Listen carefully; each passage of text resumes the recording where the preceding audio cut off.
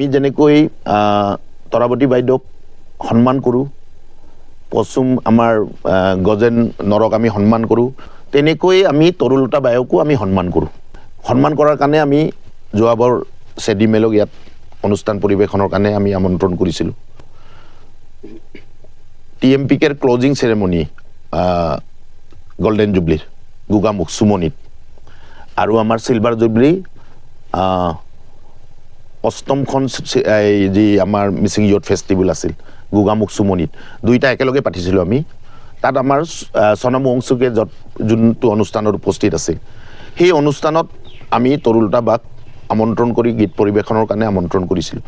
নিশ্চিতভাৱে আপোনালোকে ক'ৰবাত ছ'চিয়েল মিডিয়াত পাব তেখেতে গান পৰিৱেশন কৰা। তো আজি তেখেতসকলে আমাক অভিযোগ আনিছে যে আমি তেখেতসকলক অপমান কৰিছোঁ বুলি। চাওক, আমি শিল্পী সমাজক সন্মান কৰোঁ আৰু আমি কৰিম TMPকে, আৰু প্ৰত্যেকটো শিল্পী সমাজক আমি সন্মান কৰোঁ। সি সৰু নে সি ডাঙৰ সেইটো আমি কেতিয়াও ডিফাৰেঞ্চেছ কৰাই নাই, কাৰণ এখেতসকলৰ মাজত ক'ৰবাত তেখেতসকলৰ নিজৰ মাজত বাদ বিবাদ থাকিব পাৰে। আমি তাত সেই ভিতৰুৱা কামটোত আমি কিয় সোমাম? তেখেতসকলৰ শিল্পী সমাজৰ মাজত ক'ৰবাত যদি গণ্ডগোল আছে থাকিব পাৰে, তাৰে মাজতে আমি এইবাৰ বাইদেউক মাতা নাই। সঁচা কথাটো ক'ব গ'লে বাইদেউক আমি নাই মতা। যোৱা বছৰ আমি ইয়ালৈ আমন্ত্ৰণ কৰিছিলোঁ, তেখেত কিবা অন্য কামত থকাৰ কাৰণে নাহিলে। তেখেতক আমি গান গাবৰ কাৰণে আমন্ত্ৰণ কৰা নাছিলোঁ যোৱাবাৰ। তাৰ আগতে আমি ক্লজিং চেৰেমনি TMPKৰ গল্ডেন জুবলিৰ সুমনিত আমি গান গাবলৈ মাতিছিলোঁ, তাই আহিছে। তো এতিয়া কোনোবা এটাই ছ'চিয়েল মিডিয়াত কৈ দিছে যে তৰুলতা বাক আমি মাতিব বিচৰা নাই, আমুক তামুক বুলি কিবা কিবি কৈছে বুলি শুনিছোঁ মই। তাই কিবা এটা কৈছে কাৰণে তৰুলতা বাই কান্দি দিব লাগে কিয়? আমাৰ গৌৰৱ তাই, আমি তাইক সন্মান কৰোঁ, বায়ক সন্মান কৰোঁ, আৰু সন্মান কৰাৰ কাৰণে আমি আমাৰ অনুষ্ঠানত মাতি থাকোঁ আৰু মাতিম। শেষত এইটোৱে ক'ম যে ঋতুৰ এইবাৰ যিটো বিষয় আছিলে তাক আমি স্পষ্টীকৰণ আমাৰ ছ'চিয়েল মিডিয়াৰ জৰিয়তে আমি ইতিমধ্যে জনাইছোঁ।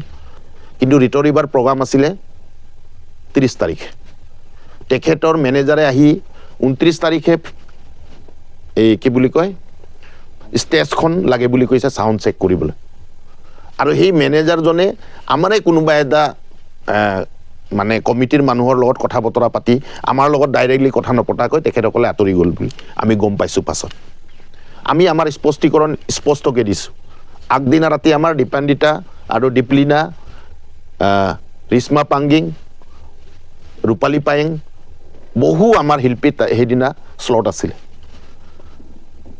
আমি পাছত গম পাইছোঁ যে তেখেতে ৰাতিয়ে চাউণ্ড চেক কৰাৰ কাৰণে গোটেই ষ্টেজটো প্ৰয়োজন আছে বুলি ক'লে।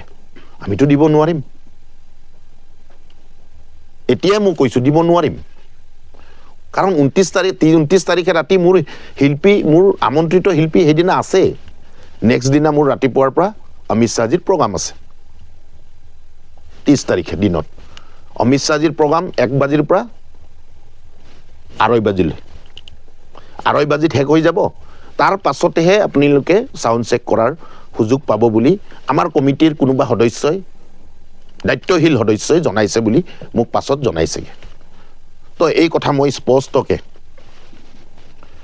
স্পষ্টকৈ মই ৰাইজক অৱগত কৰিছোঁ, আজি আপোনালোকৰ জৰিয়তে মই জনাব বিচাৰিছোঁ। আৰু এইটো অনাকাংক্ষিত এটা